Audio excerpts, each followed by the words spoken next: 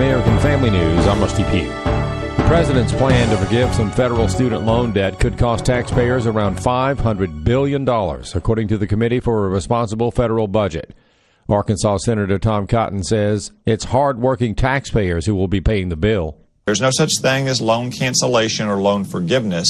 It's just a matter of who pays it. Think about all the people that went to college and worked to put themselves through college, whether they were working as a waiter or as a bartender. Think about the people who went to college and took out loans and paid it back, or who had parents who had saved for them and paid off their education.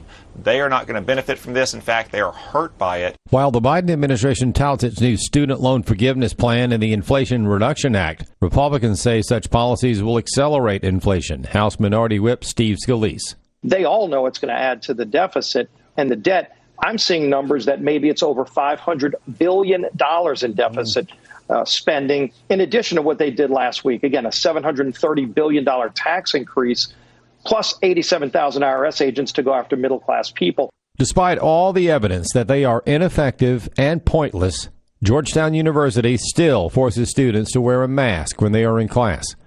Caitlin Rickard is a Georgetown student and correspondent for Campus Reform. She says this is unscientific and outrageous and shows once again that mask mandates are about control, not health.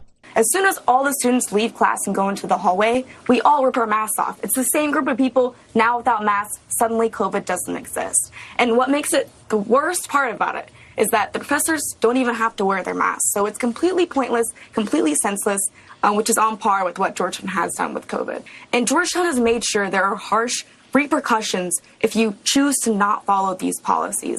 I mean, in class, if you don't wear your mask, your professor will definitely call you out. You'll be canceled. And Georgetown will actually give you academic probation.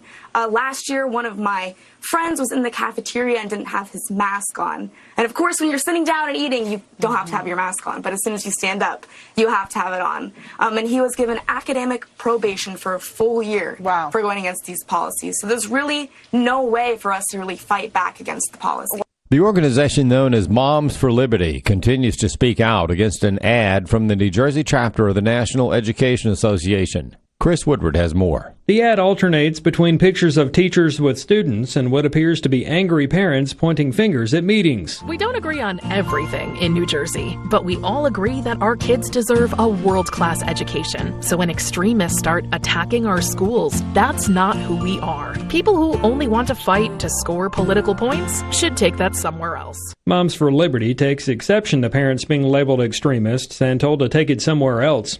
Tina Deskovich, co-founder of Moms for Liberty. You know, it kind of just says the quiet part out loud in an ad for the whole state to see, that the union is pitting parents against teachers, and it's inflammatory, and we are calling for them to take that inflammatory advertisement down. AFN reached out to the New Jersey chapter of the National Education Association and was told the ads have been taken out of context, adding, "It is unfortunate that some of the media coverage of our ads has badly misrepresented their purpose and content, when the ads themselves could not be more clear about our belief in the important role that parents play."